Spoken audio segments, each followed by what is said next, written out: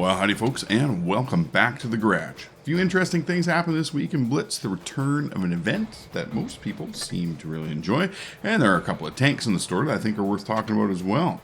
This week saw the return of Mad Games to the Blitz arena. Sadly, the Wastelands map will not be returning. I don't know about you, but I actually enjoyed playing on the Wasteland map. Almost every other map in the game that you can play Supremacy mode on will be available to play though, except Mines and Mirage. Reasons I don't know for sure, probably because we never do play Supremacy mode on those maps.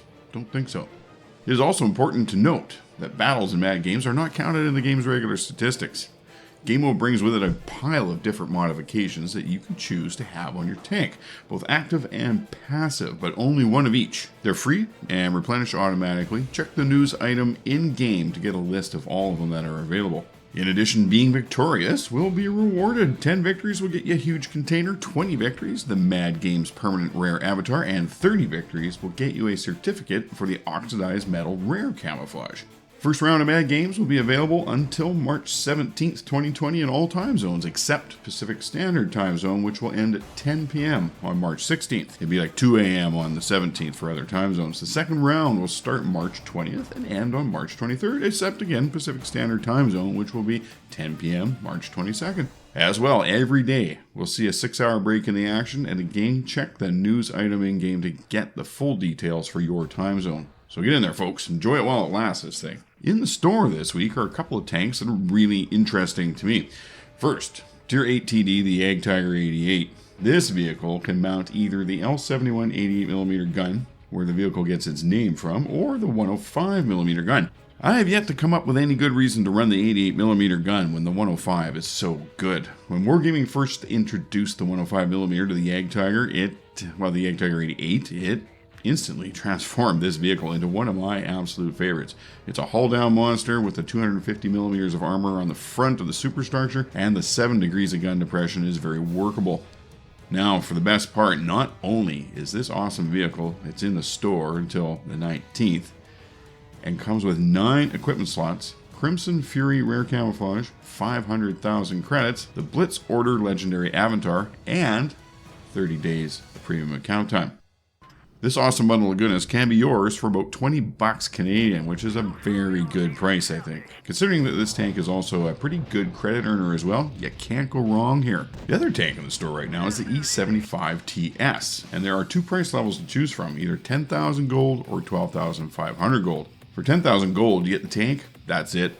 For the extra 2,500 gold option, you also receive 9 equipment slots, Eagle Legendary Camo, and the Vizard Guile Legendary Avatar. So really, the value there is the 9 equipment slots, which I'm pretty sure would run you more than the 1.2 million credits that 2,500 gold can get you in the store right now. So, is this tank worth 10,000 gold?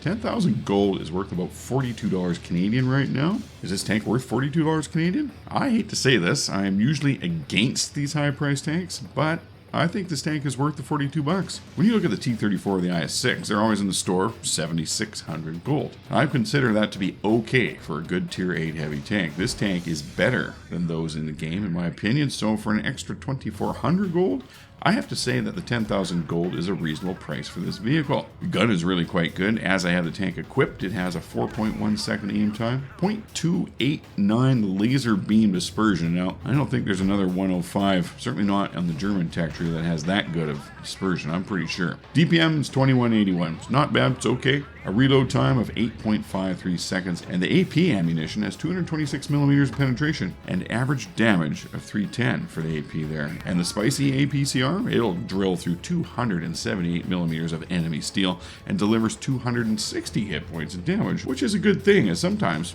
only spicy ammo will do.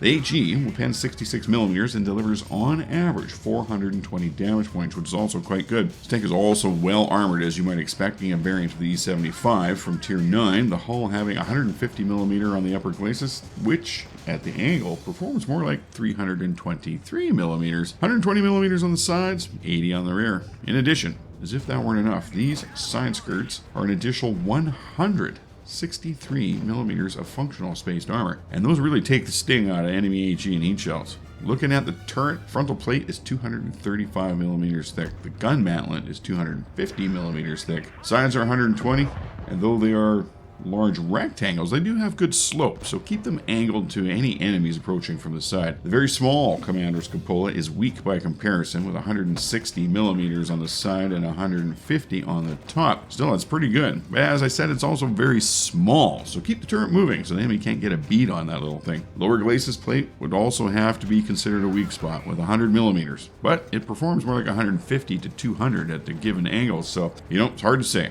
Mobility is pretty average for large German heavy tanks with a max speed of 38 kilometers per hour. That one there is a little surprising to me, and an average speed of 25 kilometers per hour. I very often over good ground achieve 34 to 35 kilometers per hour, so it is definitely not dogging it out there. Power to weight ratio, though, is only 10.7 horsepower per ton, which is not good. And that is partly responsible for the 23 degrees of hull traverse and 26 for the turret. Both of these vehicles in the store right now are worth the asking price, in my opinion, and the JagTiger especially so. Well, folks, there you have it. Tune in next week for This Week in Blitz. Catch you next time.